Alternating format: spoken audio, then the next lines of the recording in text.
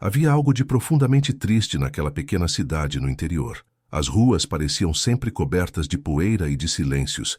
Era como se o tempo tivesse parado, e junto com ele, todos os sonhos que um dia foram vivos por ali. Perto da estação abandonada, onde os trens já não passavam há anos, vivia um cão, ou melhor, sobrevivia, magro, com o pelo embolado, as patas feridas e os olhos opacos, quase brancos. O cachorro vagava sem rumo.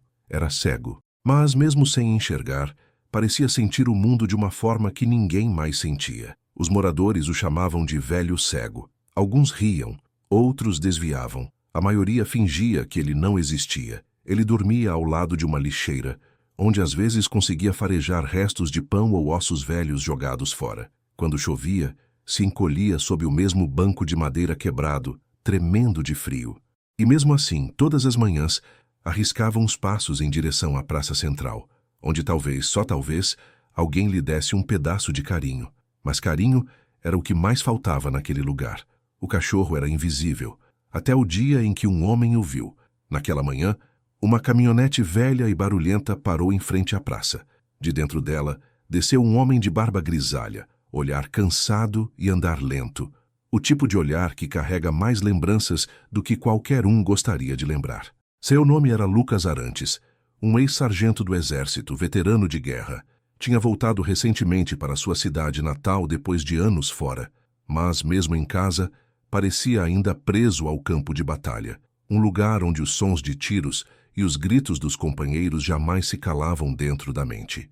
Lucas sofria de algo que os médicos chamavam de TEPT, transtorno de estresse pós-traumático. Dormia mal, falava pouco e vivia tentando esquecer. Enquanto caminhava até o pequeno armazém para comprar pão e café, Lucas percebeu algo encostado ao meio-fio, um cachorro deitado, respirando com dificuldade. Quando se aproximou, o animal levantou lentamente a cabeça e tentou abanar o rabo. O olhar branco do cão, embora cego, parecia enxergar algo dentro dele, algo que ninguém mais via. Lucas se ajoelhou. "Ei, garoto, o que aconteceu com você, hein?" murmurou, tocando de leve o focinho do animal. A resposta veio em silêncio. Um gemido baixo, um rabo que tremia como se dissesse, "Ainda estou aqui." Lucas olhou em volta. Ninguém se importava. As pessoas passavam e apenas observavam de longe. Uma mulher com sacolas nas mãos balançou a cabeça e disse, "Esse aí já devia ter morrido. Cego, doente. Vai só dar trabalho." Mas o veterano não respondeu. Apenas respirou fundo, porque de alguma forma, aquele cachorro era o reflexo dele mesmo. Lucas pegou o animal nos braços. Ele era leve demais, como se o vento pudesse levá-lo embora. A cada passo o cão soltava um pequeno suspiro, de dor e cansaço. Levou-o para casa, uma cabana simples nos arredores da cidade, cercada por árvores e lembranças que ele tentava esquecer. Lá, colocou o cão sobre uma velha manta militar e começou a limpá-lo com cuidado. Tirou espinhos, passou pomada e preparou um pouco de caldo morno. O cachorro mal conseguia se levantar, mas mesmo assim tentou lamber a mão de Lucas. Um gesto pequeno, mas que carregava o peso de uma gratidão imensa. Lucas sorriu pela primeira vez em muito tempo. "Acho que você e eu somos dois estragos que o mundo esqueceu, hein, garoto?" Deu-lhe um nome, Bravo. Nos dias seguintes, Lucas cuidou do cachorro com paciência e carinho, e algo começou a mudar dentro dele. As noites, antes cheias de pesadelos, começaram a ficar mais calmas. Quando acordava suando frio, Bravo estava lá deitado ao lado da cama, como se soubesse que o silêncio era o melhor remédio. Aos poucos, o veterano percebeu que aquele cão, cego, frágil e doente, estava lhe devolvendo um propósito. Bravo não podia ver. Mas Lucas aprendeu a enxergar de novo. O tempo passou. O cachorro recuperou parte da força e o homem começou a sorrir com mais frequência. Mas o destino, sempre pronto para testar os corações mais feridos, ainda guardava um desafio. Um que colocaria à prova tudo o que aquele veterano acreditava ter perdido: a fé, a coragem e o amor. Os dias se transformaram em semanas, e como quem aprende a respirar novamente, Lucas reencontrava o sentido nas pequenas coisas. De manhã, tomava café na varanda, enquanto o cachorro, ainda cego, se orientava pelo som do vento e pelo cheiro da terra molhada. Lucas observava admirado Como Bravo memorizava o caminho até a cerca, desviava das pedras e encontrava o caminho de volta apenas pelo faro. Era quase poético. Um animal que não enxergava, mas parecia ver com o coração. Às vezes o veterano falava em voz alta, não porque esperasse resposta, mas porque o silêncio da casa pesava demais. Sabe, Bravo, lá no fronte eu também me sentia cego. A gente ouvia os tiros, o barulho dos helicópteros, mas nunca sabia de onde vinha o perigo. Você só andava confiando no instinto, igual a você agora. O cão, deitado, virava a cabeça como se entendesse cada palavra, e de algum modo, Lucas sentia que realmente entendia. Numa tarde chuvosa, Lucas recebeu uma carta. Era do antigo batalhão. Um companheiro de guerra havia morrido. O funeral seria em 3 dias. De repente, o peso que ele tentava esquecer voltou a esmagar o peito. As lembranças vieram em enxurrada. O cheiro da pólvora, o som dos gritos, o corpo do amigo caindo diante dele. A chuva lá fora parecia sincronizada com a tempestade dentro dele. Bravo se aproximou, farejando o rosto do dono. Lambeu uma lágrima antes que ela caísse. Lucas suspirou e encostou a testa na cabeça do cachorro. Como é que eu sigo em frente, hein, garoto? Como é que eu perdoo o que vi? Mas o animal apenas ficou ali, silencioso, presente. E foi exatamente isso que salvou Lucas naquele dia. Alguns dias depois, o veterinário da cidade veio visitar.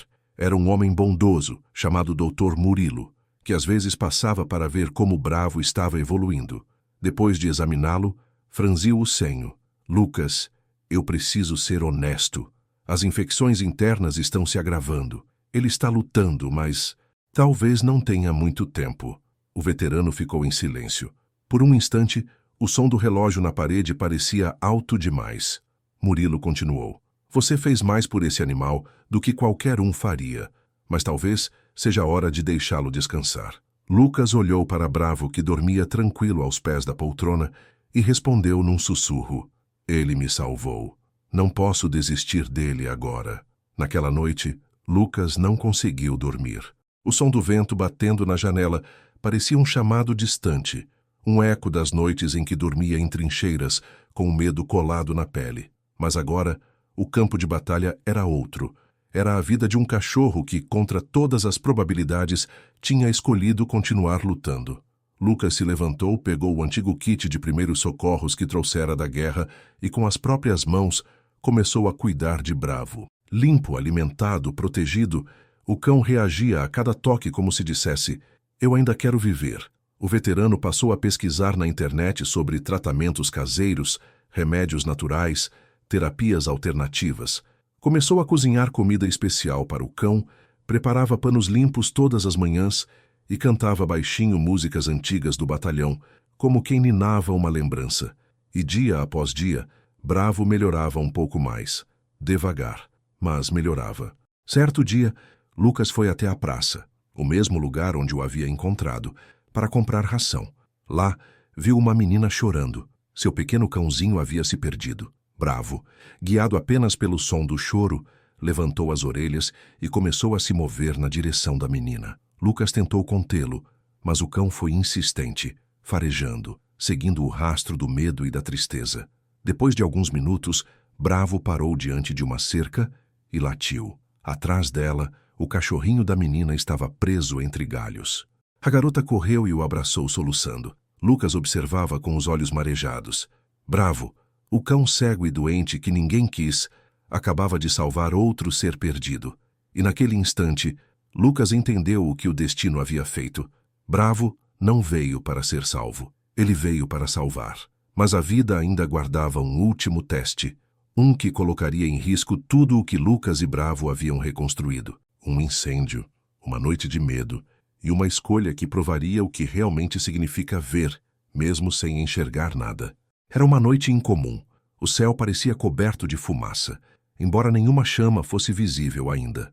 O vento vinha seco, carregando um cheiro estranho, mistura de madeira queimada e lembranças antigas. Lucas estava sentado na varanda, escutando o som do rádio velho que tocava uma canção militar antiga. Bravo dormia ao lado, respirando fundo, o corpo finalmente mais forte, o pelo voltando a brilhar. Mas de repente, o cão ergueu a cabeça. Suas orelhas se moveram rápido, captando algo que o homem não ouviu de imediato. Um latido curto, depois outro. Lucas se levantou. Ao longe, algo brilhava atrás das árvores, uma luz laranja, e logo em seguida, o estalar do fogo. Em questão de minutos, o vento se transformou em fúria. As chamas que começaram em uma fazenda próxima já se espalhavam em direção à casa de Lucas. O fogo devorava o mato seco com pressa, cuspindo fagulhas que dançavam no ar como avisos de destruição. Lucas correu para o galpão. Pegou baldes d'água, jogou sobre a cerca, tentou abrir espaço para escapar. Bravo latia sem parar, andando em círculos, farejando o perigo. "Bravo, entra para dentro!" gritou o veterano, tossindo com a fumaça. Mas o cão não obedeceu. Algo o atraía. Um som, talvez um choro distante. O fogo avançava. O céu agora era uma mistura de vermelho e preto. E o calor era tanto que o ar parecia arder nos pulmões. Lucas tentou agarrar o cão, mas Bravo escapou correndo em direção ao mato. "Bravo, volta aqui, Bravo!" Mas era tarde. Por um instante, o veterano congelou. À frente, o fogo cercava o galpão onde guardava os poucos bens que tinha. Memórias da guerra, fotos dos companheiros, cartas da mãe já falecida. Atrás, Bravo desaparecera no meio das chamas. Era a escolha impossível: salvar o que restava da vida dele, ou salvar aquele cão que já tinha salvado sua alma. Lucas olhou para o céu como se pedisse uma resposta, mas o único som era o estalo do fogo e o grito distante de um animal. Ele fechou os olhos e correu. O chão queimava. A fumaça ardia os olhos. Lucas cobriu o rosto com o casaco e mergulhou entre as labaredas, gritando o nome do cão. "Bravo, cadê você, garoto?" Nada. De repente, um latido, fraco, engasgado. Ele seguiu o som até encontrar o cão preso sob uma tora caída, o corpo coberto de fuligem, as patas se debatendo. Lucas caiu de joelhos, tentando levantar o tronco em chamas. As mãos queimaram, mas ele não parou. Com um grito de dor e força, empurrou a madeira o suficiente para puxar Bravo. Abraçou o animal com força e correu de volta, tropeçando, quase sem ar. Atrás deles, o fogo engoliu tudo. Já do lado de fora, Lucas caiu de joelhos, tossindo sangue. Bravo jazia em seus braços, imóvel. "Não, não, não faz isso comigo, garoto. Não agora." Tentou reanimá-lo. Nada. O desespero tomou conta. Mas então, uma brisa suave soprou e o cão, com dificuldade, moveu a cabeça e lambeu a mão do dono. Um pequeno som escapou de sua garganta. Fraco, mas vivo. Lucas o abraçou com força, lágrimas misturadas à cinza. Naquele momento, o homem entendeu. Bravo havia corrido para salvar algo. Não a si mesmo, mas um filhote preso atrás da cerca. Ao olhar ao redor, Lucas viu o pequeno cachorro de antes, o da menina da praça, encolhido, tremendo, mas vivo. Bravo o havia encontrado e protegido. Os bombeiros chegaram minutos depois. O fogo foi contido, mas a casa de Lucas virou cinzas. Ainda assim, ele não chorou pela perda, porque nos braços ele carregava tudo o que realmente importava: o cão cego que ninguém quis, e que, mesmo sem ver, havia mostrado a ele o caminho de volta à vida. Enquanto os paramédicos cuidavam dele, um dos bombeiros perguntou: "Você arriscou sua vida por um cachorro?" Lucas sorriu, exausto. "Não, eu arrisquei por quem me ensinou a viver." O fogo levou quase tudo, mas deixou o essencial. Nos dias seguintes, algo extraordinário aconteceria, algo que mostraria ao mundo que mesmo um cão cego pode ser a luz que guia os perdidos. Os dias seguintes ao incêndio foram lentos. Lucas acordava com o som dos pássaros e o cheiro de terra molhada. A fazenda, antes tomada pelo fogo, agora era um campo cinzento, silencioso. Mas, entre as cinzas, pequenas folhas verdes começavam a brotar. Bravo, ainda em recuperação, deitava em uma manta velha, perto da varanda improvisada. Mesmo cego, ele parecia enxergar o que Lucas sentia. Cada vez que o homem desanimava, o cão arrastava-se até ele e encostava a cabeça em sua perna, como se dissesse: "Estamos vivos. Isso é o que importa." Lucas havia perdido a casa, os móveis, tudo o que possuía materialmente. Mas, de alguma forma, não se sentia derrotado. Pela primeira vez em anos, ele sentia gratidão. Certo dia, uma caminhonete parou diante da fazenda queimada. De dentro, desceu uma menina. a mesma que semanas atrás havia deixado o pequeno filhote no celeiro. Ela correu até Bravo e o abraçou, chorando. Ele salvou o meu cachorrinho. Foi ele, não foi? Lucas assentiu, emocionado. Foi. Ele o protegeu quando o fogo começou. Eu só o segui. A menina olhou para o cão cego com uma ternura que poucos adultos eram capazes de sentir. Ele não enxerga, mas parece ver mais que todo mundo. Essas palavras ficaram na cabeça de Lucas. Durante dias, ecoavam como um lembrete. Bravo podia estar cego, sim, mas tinha algo que o homem e o mundo inteiro haviam perdido: a capacidade de amar sem condições. Algumas semanas depois, enquanto consertava o cercado com o pouco material que restava, um carro parou na estrada. Dele desceu um repórter de uma emissora local. Ele havia ouvido falar da história do veterano que arriscou a vida para salvar um cão cego. Lucas, tímido, não queria câmeras nem fama, mas o repórter insistiu. As pessoas precisam ouvir isso. Precisam lembrar que ainda existe humanidade nesse mundo. No dia seguinte, a reportagem foi ao ar, e em menos de 24 horas, milhares de pessoas de todo o país escreveram mensagens. Veteranos de guerra, famílias, pessoas com deficiência, crianças, todos tocados pela história de Bravo, o cão que enxergava com o coração. Com a ajuda de doações anônimas, Lucas reconstruiu parte da fazenda. Mas desta vez, ela ganhou um novo propósito. Ele transformou o lugar em um pequeno abrigo chamado Luz de Bravo, dedicado a cães idosos, cegos ou rejeitados. A placa na entrada dizia: "Nem todo herói usa farda. Alguns têm 4 patas e um coração que nunca desiste."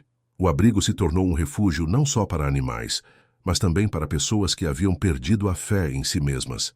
Veteranos traumatizados, jovens em depressão, idosos solitários, todos encontravam ali um motivo para sorrir de novo. Bravo, mesmo sem enxergar, guiava os visitantes.